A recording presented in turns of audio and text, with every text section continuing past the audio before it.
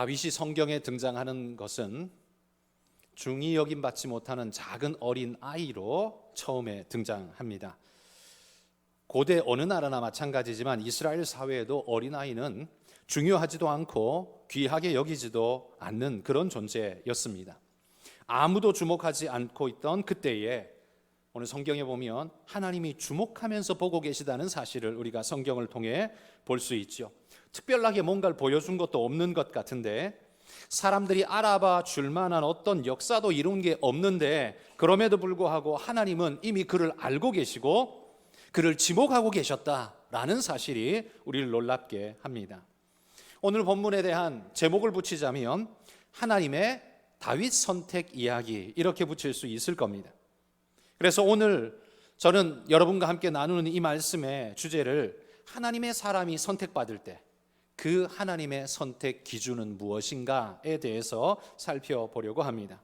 하나님 선택의 특징이 무엇냐를 알아야 우리가 하나님 앞에 선택받고 하나님과 동행하는데, 이런 특징들이 우리에게는 필요하구나, 이런 요소들이 우리에게는 하나님이 찾으시는구나를 알아야 우리 삶의 방향성을 더욱더 명확히 할 수 있을 겁니다.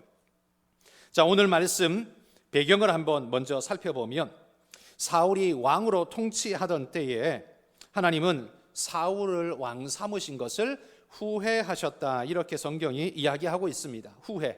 하나님께서 후회하셨다는 단어가 참 우리에게 좀 어색하게 들립니다.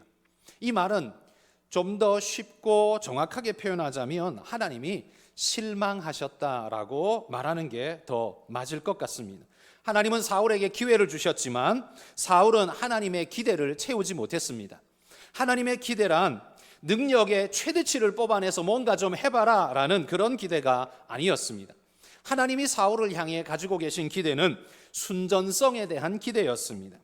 그런데 사울은 하나님을 향해 순전한 마음을 지켜 유지하지 못하고 점점 더 세상으로 끌려가서 떨어져 나가서 스스로를 보좌 위에 앉은 왕으로 착각하면서 이방적 왕권에 몰두한 자가 되어버리고 말았습니다. 그래서 그를 보며 하나님이 후회하셨다, 실망하셨다는 겁니다. 내가 널 세운 이유는 그게 아니지 않느냐, 이런 마음을 주님은 가지셨다는 거죠.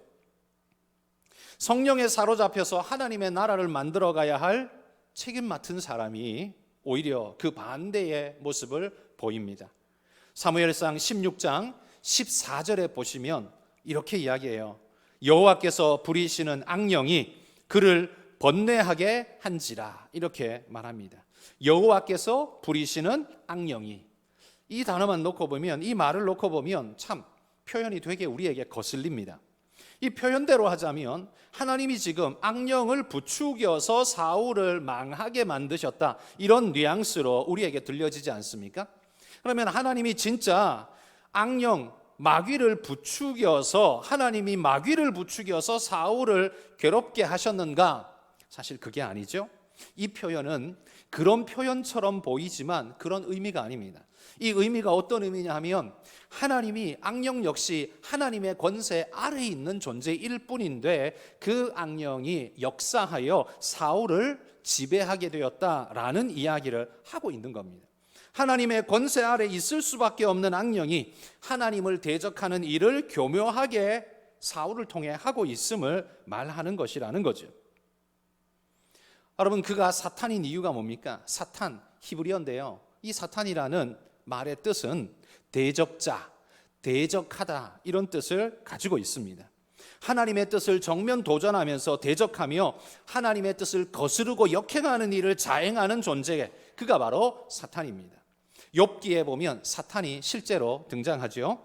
하나님의 어전회의에 사탄이 나타나서 하나님 앞에 대화하는 모습을 보게 됩니다. 거기 보면 사탄은 보좌에 앉아 있는 자로 등장하지 않습니다. 보좌를 노리는 자일 뿐이지 보좌에 앉은 권위자가 아닙니다. 오히려 저 어전회의 말석에 서서 감히 하나님을 대적할 수 없는 존재로 서 있는 것을 보게 되죠. 그러니까 하나님의 권세 아래에 있는 존재일 뿐이라는 말입니다. 그 부분을 지금 여기서 이런 식으로 표현하고 있다는 사실, 여러분 기억하시고 이해하시기를 바랍니다. 자, 그런데 이 14절에 사울의 현 상황이 악령에 사로잡혀서 번뇌와 고뇌 속에 사로잡혀 있는 인생이 혼란과 흑암 속에 빠져 있는 상태인 것을 보여주는데요. 놀랍게도 그 바로 앞절 13절을 한번 보십시오. 13절에 보면 다윗은 여호와의 영에 크게 감동된 존재로 소개되고 있는 것을 보게 됩니다. 사울은 악령에 사로잡혀 있는 그때에 다윗은 성령에 사로잡혀서 인도받고 있습니다. 이 두 구절이 나란히 서 있어서 읽는 우리에게 마치 이렇게 말하는 것 같습니다. 봐라, 누가 이 나라를 통치하는 것이 옳겠는가?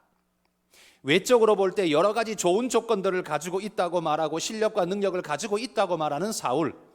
그러나 이 다윗은 나이도 어리고 10대 중반의 소년일 뿐이고 아무것도 보여준 게 없고 보여줄지도 알지 못하는 미숙하기 그지없어 보이는 누가 옳다고 보이느냐? 우리가 볼 때는 이 전자 사울이 옳아 보이지만 하나님이 볼 때는 그게 아니라는 거죠. 적당한 나이, 적당한 능력, 적당한 권세, 이 모든 것은 사울이 가지고 있었습니다. 그래서 사울의 압도적 우세로 보이지만 결정적 요소인 그는 악령에 사로잡혀 버려서 그가 가지고 있는 나이, 능력, 권세, 이 모든 것이 오히려 어디에 사용됩니까? 하나님을 대적하는 데 사용되어지고 말아버린다는 겁니다. 그러니 그는 결단코 하나님 앞에 합당한 자가 될 수 없다라는 겁니다. 반대로 다윗은 어떻습니까? 모자란 나이, 능력이 있는지 없는지 알 수도 없는, 그리고 권세라고는 하나도 없는, 그렇지만 성경이 말합니다. 하나님의 성령이 그를 충만하게 감동시키사 어떻게 하겠다는 소리예요? 인도하신다는 말입니다. 그러니 그가 작고 보잘것없지만 하나님이 그 빈자리를 하나님이 채우셔서 그를 이끌고 갈 것이니 누가 이스라엘을 다스리는 것이 옳은가? 우리에게 질문을 던지고 있다는 말이죠. 여러분, 하나님이 찾으시는 사람은 바로 이런 다윗 같은 사람이라는 것을 기억하시기를 소망합니다. 우리는 하나님이 찾으시는 사람이 되기 위해서 우리는 어떤 노력을 하고 계십니까? 하나님이 기대하시는 신앙인이 되기 위해서 여러분들은 어떤 신앙의 발버둥을 하고 계십니까? 혹은 악령에 사로잡히든 말든 세상에 사로잡히든 말든 사울의 그 조건, 외적인 조건을 갖기 위해 혈안되어서 살아가고 있지는 않으십니까? 그 열망의 방향성이 우리의 미래를 결정할 것입니다. 괜찮아 보이고 있어 보이고 가지고 있고 힘이 있고 이 모든 조건이 좋아 보이지만 그걸 쓰는 자가 누구냐? 사탄이라면 그의 인생 결론은 뭐예요? 멸망이요 패망일 수밖에 없고요. 아직 어리고 능력 없고 권세 전혀 없고 그렇지만 그를 쓰는 것이 성령이라면 그는 어떻게 되느냐? 하나님의 복된 은혜로 이끌림 받을 것이라는 것이 성경이 가르쳐주고 있는 말씀입니다. 여러분, 하나님이 버린 자는 아무리 대단한 걸 가졌다 할지라도 그 대단한 것 가지고 뭐 합니까? 죄와 악을 쏟는데 사용될 뿐입니다. 그래서 하나님이 쓰시지 않습니다. 하나님이 쓰시지 않으면 안 쓰는 걸로 그냥 끝나느냐? 아닙니다. 하나님이 쓰시지 않으면요 사탄이 그를 사용하게 되어 있습니다. 낚아채버리게 됩니다. 악한 영에 사로잡혀서 유용하게 쓰일 바에야 차라리 무능하여서 아무에게도 쓰이지 않는 게 차라리 더 낫지 않을까요? 자, 오늘 말씀에 보면 사무엘이 하나님의 명령을 받아들고 이새의 집에 찾아갑니다. 이 일은 이새에게도 너무 두려웠나 봅니다. 4절에 보시면 베들레헴 장로들이요 사무엘이 오는 걸 보고서 덜덜 떨면서 사무엘을 맞이합니다. 평안을 위해 오시나이까? 라고 떨면서 질문합니다. 그러니까 우리가 혹시 뭐 잘못해서 하나님 심판받아야 될 게 혹시 있습니까? 혹시 심판하시려고 오신 건 아닙니까? 지금 그렇게 묻고 있는 거죠. 그러니까 사무엘의 임재가 이스라엘 백성에게 굉장히 두려운 일로 작동하는 것 같아요. 또 한편에서는 왜 두렵냐? 선지자와 짜고 왕권 찬탈의 이 죄목을 뒤집어 쓴다면 반역죄로 그 마을 사람들 모두가 다 죽을 수밖에 없을 것이기 때문에 혹시라도 하는 생각에 그 모두는 두려울 수밖에 없었을 겁니다.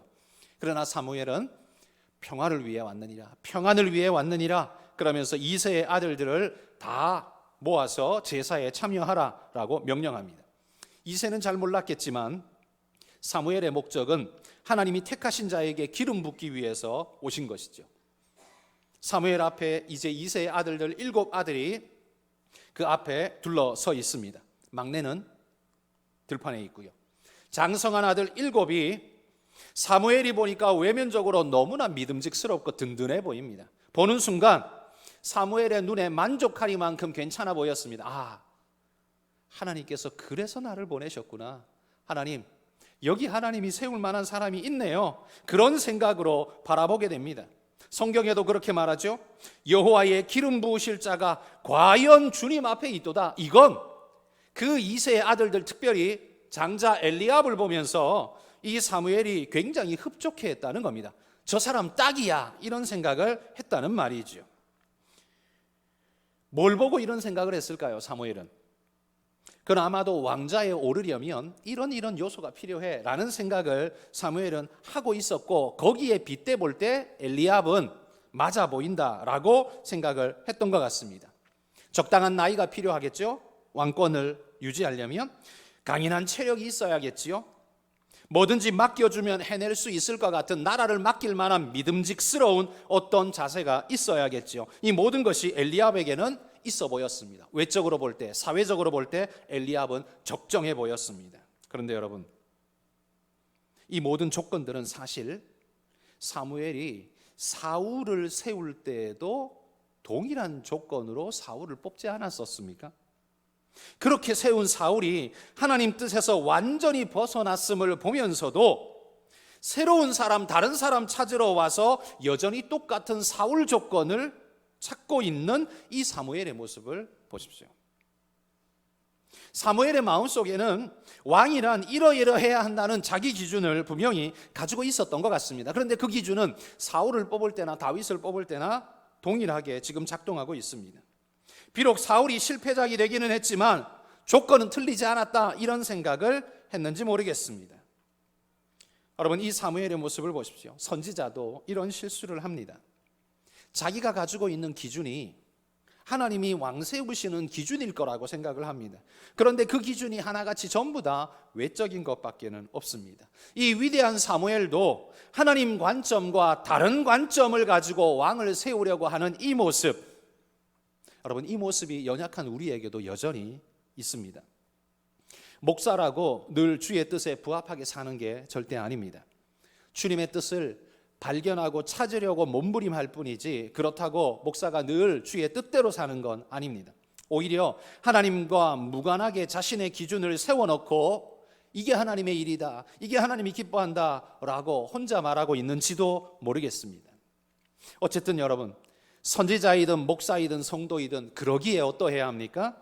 우리는 누구이든 간에 매 순간 하나님의 뜻에 내가 오늘 내가 하나님 뜻에 부합한가를 늘 돌아봐야 합니다. 이미 굳어져 버린 자기 기준을 하나님 뜻보다 앞세우면서 하나님 일을 한다고 할 수 있는 그런 허물을 우리도 여전히 사무엘처럼 보일 때가 있다는 거죠.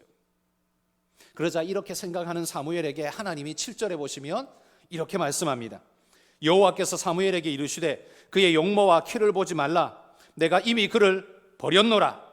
내가 보는 것은 사람과 같지 아니하니 사람은 외모를 보거니와 나 여호와는 중심을 보느니라. 이렇게 선포하셨습니다. 여기 엘리압을 하나님이 내가 이미 그를 버렸노라 라고 표현을 하고 있는데요, 여러분, 이 표현을 너무 과격하게 받아들이실 필요는 전혀 없습니다. 이게 어떤 말이냐면 내가 그를 선택하지 않았어, 그러니까 잡지 말고 놓아, 이런 의미이지 하나님이 그를 버렸다고 그걸 지옥에 처박아 버렸다, 이런 과격한 표현이 절대로 아닙니다. 그러니까 하나님은 엘리압, 그는 내가 선택한 건 아니야, 지나가, 이 말씀이지 내가 그를 버렸어, 나는 그가 정말 싫어, 지옥에 내가 던져버렸어, 그런 말은 아니라는 사실을 기억하십시오. 자, 그러면 여러분, 사무엘이 볼 때 엘리압은 이렇게 멋지고 갖춘 자로 보였는데 하나님은 낙제 점수를 주셨습니다. 그러면 우리 마음속엔 이런 생각이 들죠. 아니, 그러면 도대체 우리가 얼만큼 더 뛰어나야 돼? 저 튼튼하고 건장해 보이는 저 사람보다 내가 덩치가 더 좋아야 돼? 키가 더 커야 돼? 내 돈을 더 잘 벌어야 돼? 직급이 더 높아야 돼? 그래야 하나님이 쓰신단 말이야? 이런 생각을 우리는 하게 되죠.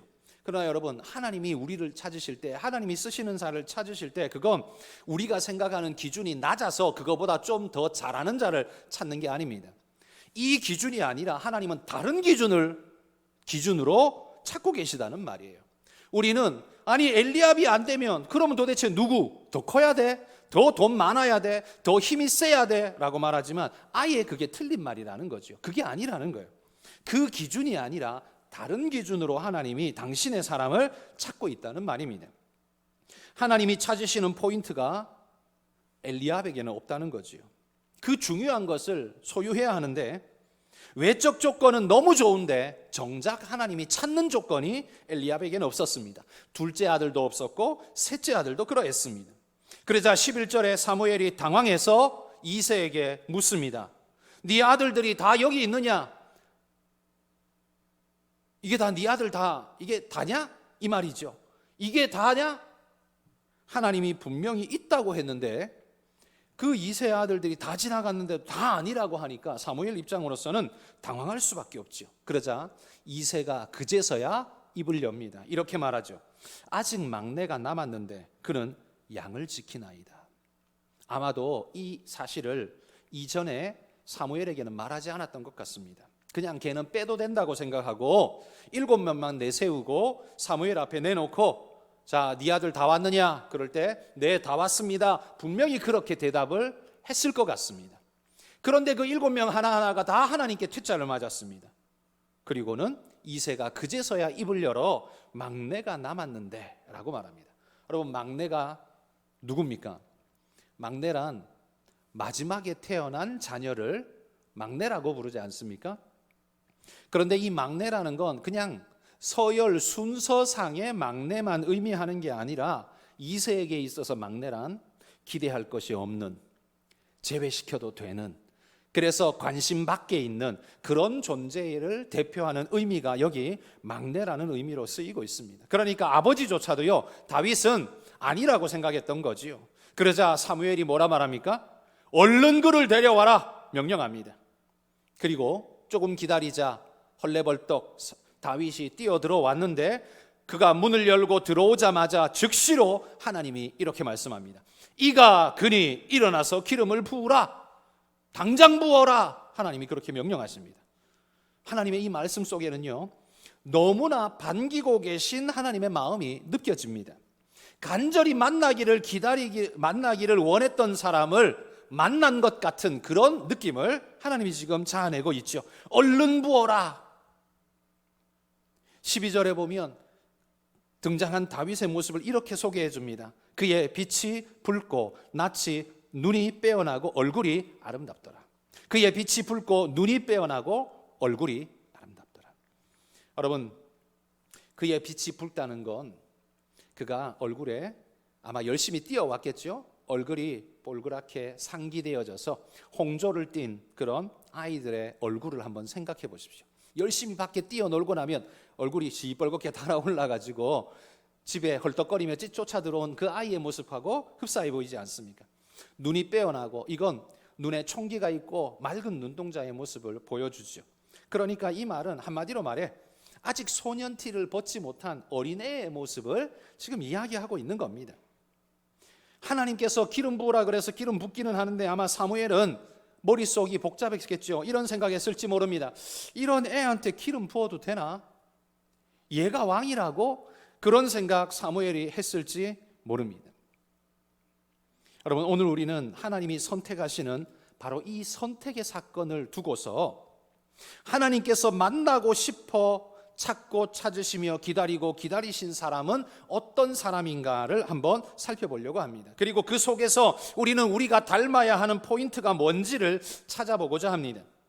보편적 인간으로 대표되는 이 사무엘, 올바른 개념과 관념을 가지고 있는 사무엘의 선택과 하나님의 선택이 차이나는 이 모습을 보면서 우리는 하나님의 선택은 어떤 특징이 있는가를 조사해 보면서 하나님의 뜻을 분별하는 그런 훈련이 오늘 되어지기를 소망하는 겁니다.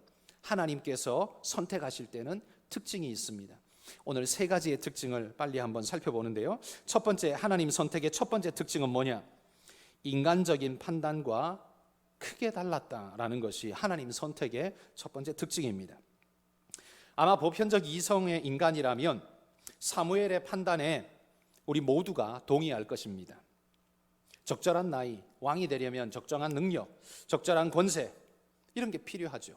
왕은 뭐 아무나 하나? 그렇죠? 그리고 왕이 되려면 어떻습니까?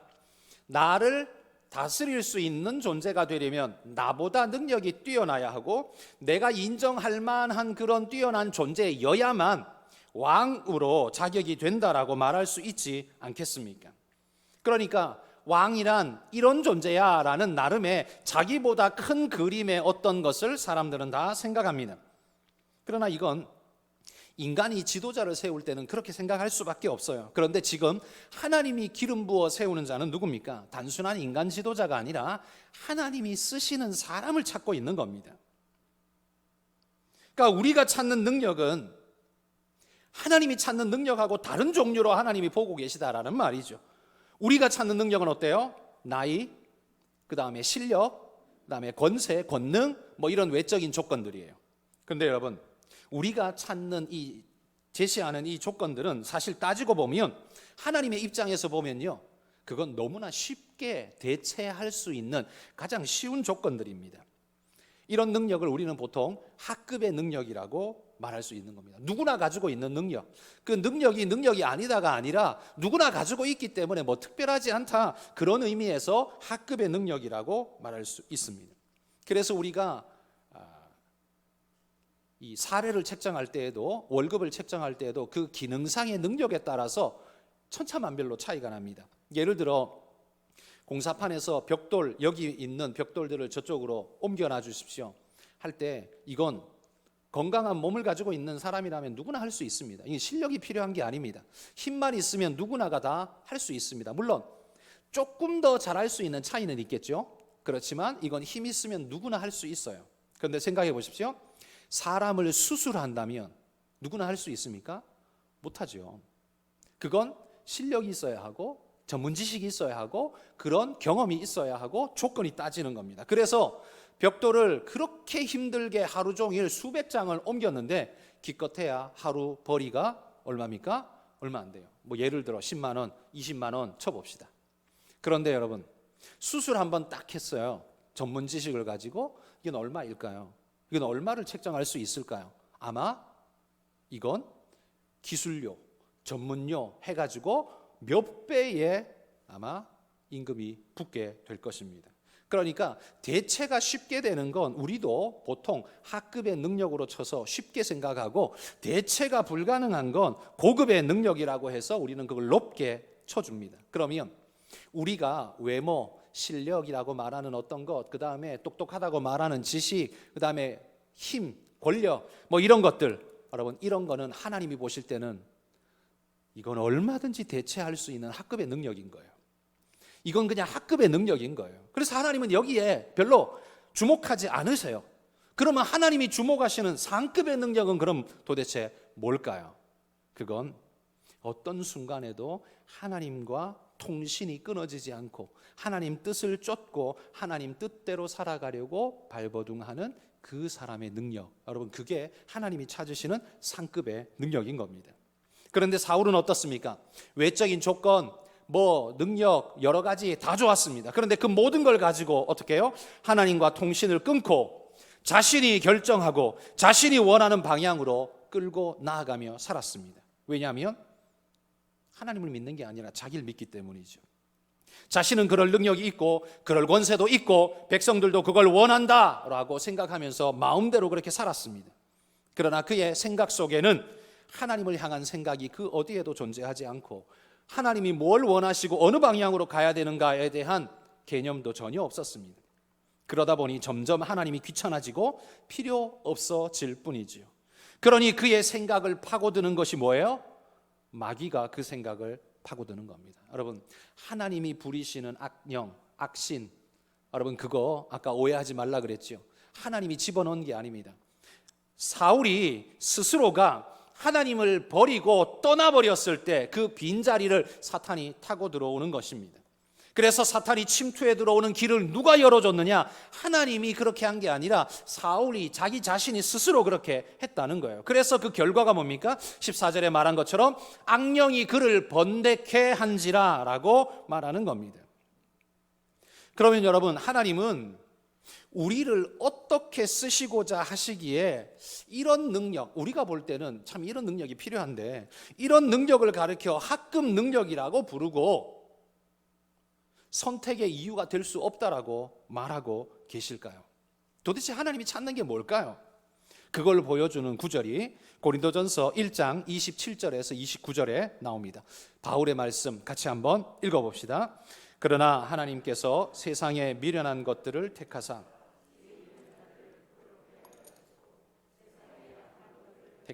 강한 것들을 부끄럽게 하려 하시며 하나님께서 세상에 천한 것들과 멸시받는 것들과 없는 것들을 택하사 있는 것들을 폐하려 하시나니 이는 아무 육체도 하나님 앞에서 자랑하지 못하게 하려 하십니다. 하나님이 찾으시는 게 뭐라고 말합니까? 이 구절대로만 말하자면 미련한 것, 약한 것, 천한 것, 멸시받는 것, 없는 것들을 택한다, 찾는다라고 말합니다. 왜 이런 사람을 찾습니까? 자랑할 것이 그들에게 없기 때문입니다. 자기 자신에게서 자랑의 이유를 찾지 않는 사람들, 이들이라는 거예요. 그래서 어떻다는 거예요? 그래서 하나님만 자랑하는 자가 된다는 말이죠. 오로지 하나님을 의지하고 그분 아니면, 주님 아니면 나는 감당할 수 없습니다. 주님이 보여주신 그 길, 그 뜻을 따라 나는 오직 가기를 원합니다. 그런 자들이 하나님의 부름받아 쓰임받아질 때 하나님의 역사가 그를 통해서 아름답게 이루어질 수 있다는 거예요. 그런데 사울은 어떻습니까? 그렇게 뽑았더니만 사울은 지금 뭐 하고 있어요? 하나님과의 관계는 다 끊어버리고 자기가 하고 싶은 것, 자기가 가지고 있는 능력, 자기가 소유하고 있는 무엇, 그걸 총동원해서 자기 자랑질을 하고 있습니다. 자기 자랑거리로 다 삼고 있다는 겁니다. 하나님의 영광과 그분 뜻을 이루기 위해서 행하는 게 아니라 자기 왕국 건설, 자기 자랑의 왕국 건설을 위해 집착하는 모습을 보이게 되죠. 그랬더니만 급기야 하나님 명령은 어기고 15장에 보시면 하나님 명령 어기고 돌아온, 아말렉을 진멸하라는 명령을 어기고 돌아온 그가 사무엘이 화를 내고 돌아가려고 할 때 사무엘의 옷을 확 붙잡아가지고 잡아 찢어버립니다. 우두두둑 찢어질 때 사울이 이를 갈면서 이렇게 말하는 거지요. 비록 내가 잘못했을지라도 백성들 앞에서 그래도 내가 왕인데 왜 이렇게 모욕을 주느냐, 그러면서 협박을 하는 겁니다. 이전에 사울은 이러지 않았습니다.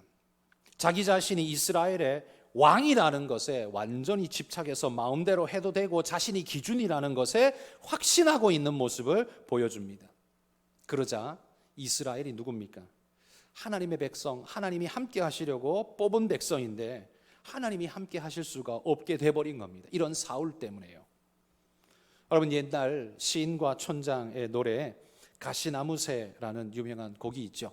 지금도 정말 명곡으로 많이 불려지기도 하고 사람들이 사랑하는 곡입니다. 이 곡에 보면 이 곡은요, 가요가 아니라 이 곡은 찬양입니다. 찬양. 가사가 이래요. 내 속엔 내가 너무도 많아 당신의 쉴 곳 없네. 내 속엔 내가 너무도 많아서 내 고집, 내 아집, 내 욕심과 내 생각들로 가득 차서 당신이 내 안에 오셔서 편안히 쉴 곳이 없습니다.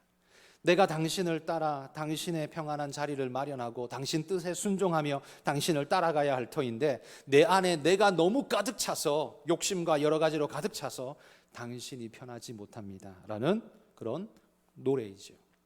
여러분, 이게 사울 아닙니까? 자기 자신으로 가득 차서 하나님이 쉴 곳이 없습니다. 자기 생각으로 가득 차서 하나님의 뜻을 추구하지 않습니다. 그러니 여러분, 하나님이 이런 사람을 쓰실 수 있겠습니까? 자기 영광에 심취한 그런 해적단 같은 존재를 하나님이 쓰실 수 있겠습니까? 하나님이 찾으시는 사람은 혼자 잘나서 나대는 사람이 절대로 아닙니다. 왕의 명령을 따라 구원의 대항해를 주님과 함께 발맞추면서 나아갈 수 있는 당신의 군대를 원하시는 겁니다. 여러분, 우리는 우리를 먹여 살릴 사람을 찾지만 하나님은 하나님과 발맞추어 나갈 사람을 찾고 계십니다. 그래서 하나님이 찾는 사람의 포인트는 우리가 생각하는 포인트하고 다르다는 거지요. 여러분에게는 하나님이 찾으시는 그 포인트를 잊지 않고 가지고 계십니까? 여러분, 그거 꼭 가지고 주님과 동행하는 분들이 되시기를 소망합니다.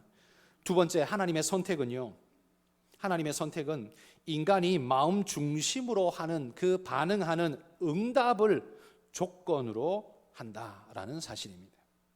이 말이 좀 어렵죠? 하나님은요, 기계적으로 우리를 뽑아가시는 분이 아니라는 말입니다. 마치 노예 시장에서 노예 고르듯이 저놈 우리 집에 데려다 와, 종으로 쓰겠어, 이런 식으로 마음대로 뽑아가시는 분이 아니라는 말이에요. 하나님이 당신의 종을 쓰실 때는 어떻게 합니까? 너 와, 그러지 않고요, 놓고 하십니다. 네가 나와 함께 할 수 있겠느냐. 그때에 그가 선택받은 자가 어떠한 자세와 태도를 보이며 하나님 앞에 반응하느냐가 매우 중요한 것입니다. 하나님이 택하시지만 하나님의 선택에 마음으로 응답하는 참된 순종자를 하나님이 찾으신다라는 말이죠. 오늘 본문에 보시면 하나님께서 사무엘을 이새의 집에 보내실 때, 야, 한번 가봐. 왕이 될 만한 사람 있을 수도 있지 않겠어? 그 집에 아들들이 많다는데 그 중에 하나 세워도 되지 않을까? 한번 가봐. 이렇게 말하지 않으셨습니다. 하나님이 사무엘을 보내실 때는요, 거기 가면 있어. 거기 가면 있어. 그러니까 너는 가서 그에게 기름 부어 왕을 세워. 하나님이 이렇게 말합니다. 1절 끝에 보시면 내가 그의 아들 중에서 한 왕을 보았다라고 말합니다. 이미 사무엘이 다윗을 보기 전에요, 하나님이 다윗을 봤다고 말해요. 그리고 택하셨다고 말해요. 그 이유를 확인했다라고 지금 말씀하는 겁니다. 자, 그렇다면 다윗이 등장하는 건 사무엘상 16장에 여기에서 등장하는데 그 이전에 등장하지 않는데 지금 하나님이 그를 보고 선택하신 거라면 이미 그 이전에 그를 봤고 조건을 따져봤고 선택을 하셨다는 소리 아닙니까? 그래서 16장에 여기에서 지금 기름 붓는 세리머니를 하시겠다는 소리 아니에요? 근데 그 이전에는 나오지도 않는데 어떻게 도대체 어디에서 봐서 뭘 보고 선택하셨다는 말일까? 여러분, 하나님은 도대체 언제 다윗을 봤을까요? 어디에서 다윗을 보셨으며 어디에서 택하셨을까요? 사무엘서에는 등장하지 않는데 말이죠. 어디에서 보셨을까요? 바로 시편에서 보셨습니다. 하나님은 다윗의 들판을 찾아가셔서 그가 양을 치며 찬양하는 소리를 들으시고 어렵고 힘든 그 흑암의 칠흑같이 어두운 순간에도, 곰과 사자와 싸우는 그 순간에도 하나님의 이름을 부르며 하나님을 찾고 있는 그의 모습을 지켜보시면서 하나님은 몹시도 감격해 하셨던 것이죠. 하나님은 다윗의 들판에서 이미 다윗을 만났습니다. 이새의 집에서 기름 부을 때 만난 게 아니라 이미 그 이전에 그가 들판에서 양을 칠 때 하나님은 그에게 찾아가셔서 그를 만났다는 말이에요. 사무엘상 17장의 34절에서 37절, 지난 주일에 제가 설교했던 본문이죠. 거기 보면 다윗이 사울에게 이렇게 고백합니다. 내가 아버지의 양을 지킬 때에 사자나 곰이 양을 물어가면 내가 따라가서 그것을 치고 그 입에서 건져내었고, 그것이 나를 치고자 하면 내가 그 수염을 잡고 그것을 죽였습니다. 여호와께서 나를 사자의 발톱과 곰의 발톱에서 건져내셨은즉 나를 이 블레셋 사람의 손에서도 건져내시리이다. 여러분, 사울 앞에서 쏟아내는 이 다윗의 고백은 무용담이 아닙니다. 내가 옛날에 어땠는 줄 알아? 내가 이랬어. 그러면서 지금 자랑하고 있는 무용담이 아니에요. 다윗이 하고 있는 건 뭐예요?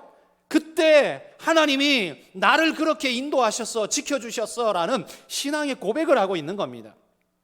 자신이 들판에서 행한 모든 일들은 여호와께서 함께 하셔서 행할 수 있는 일이었다라고 고백하는 겁니다. 그 확신이 있기 때문에 지금 그 다음에 뭐라고 말해요? 내가 저 골리앗에게 나가도 내가 반드시 이길 수 있습니다. 이유가 뭐예요? 하나님이 함께 하시기 때문입니다. 그가 무용담을 했다면 못 나갔을 겁니다. 무용담 정도라면 못 나갔을 거예요. 그가 말하는 건 신앙의 고백이기 때문에 나갈 수 있었습니다. 하나님은 다윗의 들판에서 이미 그를 확정하셨습니다. 다윗은 이성으로 하나님께 반응한 게 아니라 심령에서 우러나는 진실의 고백을 삶으로 쏟아낼 때 하나님은 그 삶의 고백을 보시면서 네가 진짜구나 생각하면서 너무나 감격해 하셨다는 겁니다. 그래서 사무엘이 다윗 찾아와라 라고 했을 때 다윗이 문 열고 들어올 때 하나님이 너무나 기뻐서 이가 그니 일어나서 기름을 부으라 라고 그렇게 말씀하셨던 것입니다. 왜? 들판에서 내가 확인 다 했다. 그가 어떻게 하는지 그의 신앙이 사울과는 차원이 다른 존재라는 것 내가 확인했다. 어서 기름 부어라. 하나님 그렇게 말씀하시는 거예요. 여러분, 비록 사무엘이 지금 이새의 집에 찾아가서 기름 붓고 있지만 하나님은요 이미 그 이전에 훨씬 이전에 다윗의 들판에서 그에게 찾아가셔서 그를 만나 주셨고 다윗은 하나님께 온전한 마음으로 고백하며 쏟아내었던 그 모든 반응들을 하나님은 다 받으시면서 찬양으로 받으시면서 그에게 기름 부으라 지금 이렇게 말씀하고 있다는 말입니다. 여러분, 우리 교회가 장로교회입니다. 장로교인들은 다른 교단보다 말씀 자체를 이해하고 사모하는 능력이 훨씬 더 뛰어납니다. 다른 교단보다 특별히 장로교 중에서도요 우리 교단이 속한 합동, 저쪽 통합도 있죠. 저 장신대 측 저쪽도 장로교인데 통합 측도 장로교이지만 사회적인 부분에 관심을 더 많이 가지고 그쪽으로 설교들이 더 많이 쏟아지죠. 우리 교단은 이 장단점이 있는데요. 그거보다는 말씀이 뭐라고 말하는가 그 자체를 본질적으로 이야기하는데 더 특화되어 있고 집중하고 있습니다. 저는 그게 좋다라고 생각합니다. 옳다고 생각을 해요. 그런데 여러분, 우리 장로교인들이 하나님의 선택 100%의 조건이다 그렇게 말하다 보니까 간과하는 게 있습니다. 그게 뭐냐 하면 자기 삶의 반응, 그건 마치 없어도 되는 것처럼 너무 쉽게 제외시켜버린다는 거죠. 하나님이 선택만 하면 돼. 뭐 내가 어떻게 반응하든 내가 어떡하든 하나님은 전능하시기 때문에 그걸 다 해. 그냥 그렇게 말해버리고 싶은 생각들이 참 많이 가지고 있는 것 같습니다. 그러나 여러분, 하나님이 선택하실 때는요 우리의 반응을 보십니다. 왜 반응을 봅니까? 반응이 믿음이기 때문에 그래요. 반응이 믿음이기 때문에 그래요. 만약에 그런 게 필요 없다면 하나님은 우리를 로봇으로 인정하시는 겁니다. 네 반응 그딴 거 필요 없고 그러니까 너 나 따라와 그냥 이렇게 하나님이 하신다면 그건 인격적인 만남이 아니지요. 하나님은 우리를 그렇게 만나고자 하시는 게 아닙니다. 하나님은 언제나 우리에게 찾아오셔서 계시록의 3장에 말한 것처럼 우리 마음 문을 두드리십니다. 하나님은 그 문을 깨고 들어가실 능력도 충분하십니다. 그런데 깨고 들어가지 않고요 두드리십니다. 내가 문 밖에 서서 두드리노니. 그러면 그 음성을 듣고 문을 열고 그분을 모셔드리면 그때 하나님이 어떻게 하겠다고 말해요? 내가 그에게로 들어가 그와 더불어 먹고 그는 나와 더불어 먹으리라. 그러니까 하나님이 능력이 없어서 치고 들어가지 않는 게 아닙니다. 하나님이 기대하시는 건 인격적 반응입니다. 믿음이 포로되어진 상태로 내 인격과 이성과 상황은 쓸모없고 그냥 하나님이 강권적으로 그냥 완전히 사로잡아서 내 인격은 짓밟아버리고 하나님이 그렇게 우리를 끌고 다니는 게 아니라 하나님이 원하시는 건 우리의 인격적 반응이라는 말이에요. 그래서 우리의 반응이 믿음이라고 제가 표현을 그렇게 하는 겁니다. 믿음이 있는 자는 믿음으로 반응할 겁니다. 믿음 없는 자는 가식된 반응을 하거나 믿음 없는 반응을 할 겁니다. 왜요? 그게 믿음이기 때문이죠. 그게 자신의 믿음 수준이기 때문에 그렇습니다. 여러분, 하나님이 노크하실 때 다윗은 즉시로 기쁨으로 문을 열어드렸습니다. 하나님은 그것을 너무나 기뻐하셨다는 말이죠. 그러므로 성도 여러분, 다윗의 들판에서 하나님의 선택이 판가름 났다는 사실을 주목하면서 하나님의 말씀을 늘 사모하며 여러분의 삶의 현장, 여러분의 들판에서 믿음을 보이시기를 주의 이름으로 축복합니다. 하나님께서 이렇게 말합니다. 주님이요, 누가복음 16장 10절 말씀 같이 읽어봅시다. 지극히 작은 것에 충성된 자는 큰 것에도 충성되고 지극히 작은 것에 불의한 자는 큰 것에도 불의하니라. 하나님의 선택은 사무엘의 제사 자리에서 판가름 난 것이 아니라 이미 다윗의 들판에서 판가름이 났다는 사실을 주목하십시오. 사무엘의 기름 붓는 건 하나님이 판가름 내신 그 상황을 그냥 인치는 요식 행위일 뿐입니다. 예식적 행위일 뿐이에요. 하나님은 기름 붓는 그 순간 때문에 다윗을 택한 게 아니라 그 이전에 들판에서 이미 그의 믿음을 확인하셨고 감격하셨다는 겁니다.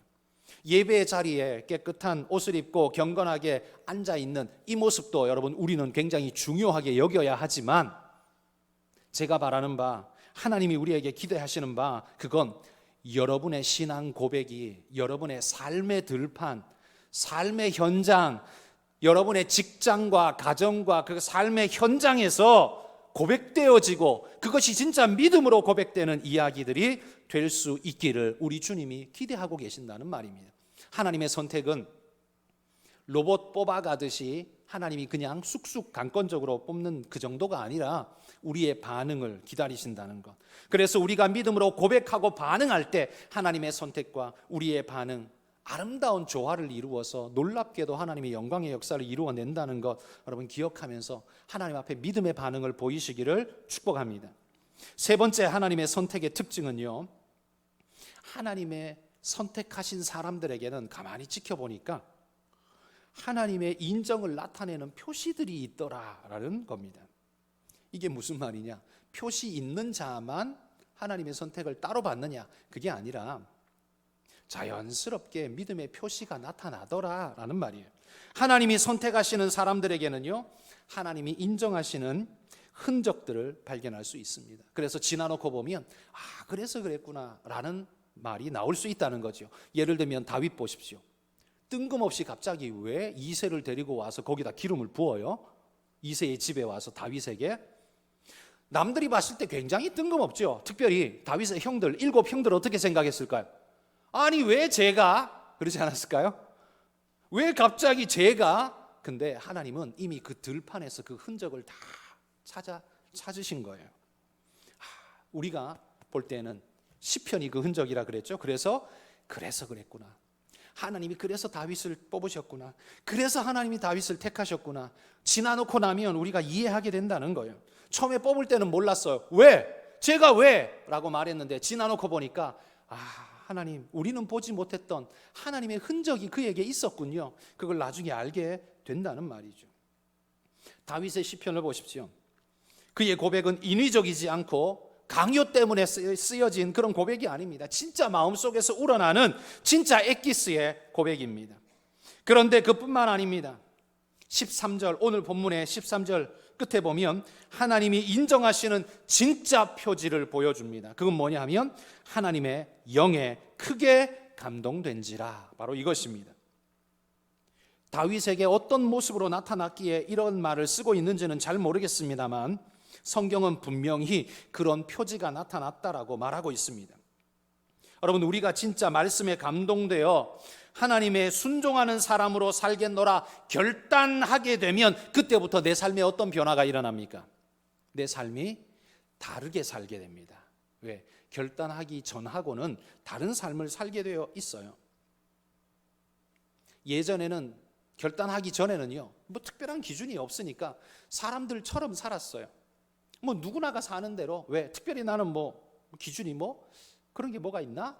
그래서 그냥 살았어요. 그때는 사람들처럼 살았어요. 그런데 주님 안에서 말씀을 분별하고 진리를 깨닫고 이게 길이구나, 이게 생명의 길이구나 딱 깨닫고 난 다음에 결단을 하게 됩니다. 그러면 그 다음부터 삶이 어떻게 바뀌어요? 결단에 따르는 삶으로 바뀌어지게 된다는 거예요. 이건 누구나가 다 그렇게 살 수밖에 없습니다. 사람의 속을 사로잡은 것이 그것이 외면으로 나타나지게 될 수밖에 없는 거예요. 그래서 여러분, 구원은 믿음으로 받지만 구원에 이르는 믿음은 반드시 우리의 삶을 바꾸어 놓습니다. 그래서 이 두 가지는 구분이 불가능해요. 이걸 자꾸 논리적으로 분리하려고 하는데 논리적으로는 순서를 세울 수 있을지 모르지만 실제적으로는 동시에 일어나는 일입니다. 믿음이 역사할 때 믿음의 삶이 나타나게 되어 있어요. 믿음의 삶이 있는 자는 믿음이 있는 자입니다. 믿음이 있는데 믿음의 삶이 없어요? 그건 그런 걸 두고 우리는 외식, 가식이라고 말하죠. 그건 믿음이 없기 때문에 나타나는 거지 믿음이 있는데 그런 식으로 나타나는 게 아닙니다. 그렇기에 믿음이 있는 자는 반드시 믿음의 삶의 태도가 나타나게 되어 있습니다. 왜냐하면 하나님이 그 삶의 자세와 방향, 태도를 바꾸어 놓으셨기 때문입니다. 여러분이 신앙생활 한다면 믿음만 강조하지 마십시오. 여러분의 삶의 자세가 어떤지를 보십시오. 삶의 자세가 형편없다면 그건 그냥 믿음이 형편없는 겁니다. 여러분의 삶의 자세가 엉망진창이라면 그건 뭐 다른 말 할 필요 없어요. 믿음이 엉망진창이라는 소리예요. 여러분, 여러분에게는 이런 표지가 제대로 나타나고 있는지 지켜보십시오. 전혀 없습니까? 혹시 하나님의 흔적이 내게는 나타나지 않습니까? 기도하십시오. 가슴을 치며 세리가 성전에 올라가 가슴을 치며 기도했다는 말씀처럼 기도하셔야 합니다. 여러분, 이 말씀은 내 인생의 포장지가 아닙니다. 내 인생의 포장지라는 말은 내가 이걸 끼고 다니니까 교사람 교회 다니네, 이게 포장지예요. 본질은 모르겠는데 어쨌든 교회는 다니는 것 같아, 이거잖아요. 이게 포장지예요. 근데 여러분, 성경을 포장지로 쓰시겠습니까? 여러분 인생의 포장지로 쓰라고 주님이 십자가 졌겠습니까? 그 모진 고통을 당하셨겠습니까? 하늘 보좌 버리고 땅에 내려오셨어야 됐겠습니까? 기껏 포장지로 쓰라고? 아니죠. 주님이 우리에게 말씀을 주실 때 이건 우리의 본질이 되라고 하나님이 우리에게 말씀을 주신 거예요. 그래서 우리 본질, 우리 말씀으로 삶이 바뀌어야 하는 거예요. 여러분, 교회 다니는 것만으로 구원의 신앙 보장할 수 없습니다. 모태 신자라는 이름만으로 내가 하나님의 사람이라는 것 보장되지 않습니다. 그건 개인적 표지가 나타나야 하는 것입니다. 삶의 결정적 순간에 늘 하나님의 말씀을 나는 고려하고 그 말씀을 따라 살려고 발버둥 치십니까? 완벽하냐 아니냐, 그건 차치할 문제고요. 인간이 어찌 완벽을 찾을 수 있겠습니까? 여러분, 완벽하냐를 묻는 게 아니라 그 순간에 내가 정말 하나님 말씀이 무엇인지 찾고 그 길을 가보려고 발버둥 하느냐, 그런 시도가 있느냐, 노력을 하느냐, 그런 생각을 하느냐, 그럼 한번 돌아보십시오.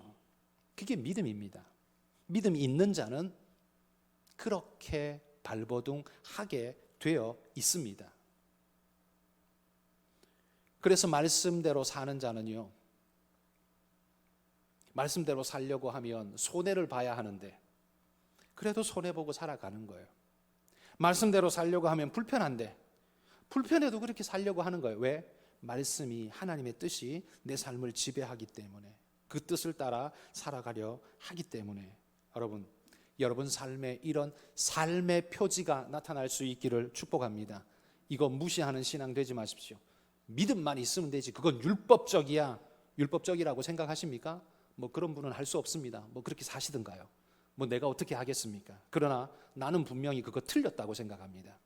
여러분이 속으로 믿는다면 믿음의 삶, 믿음의 향기가 삶으로 나타날 것입니다. 삶의 표지가 나타나야 합니다. 세상에 욕먹는 그리스도인은 믿음 때문에 욕먹는 게 아닙니다. 삶 때문에 욕먹는 거죠. 그렇다면 여러분 삶을 진짜 믿음답게 바꾸시면 우리의 모든 환경과 여건도 바뀔 것입니다. 여러분, 우리 모든 진짜의 믿음의 사람들이 되시기를 주의 이름으로 축복합니다.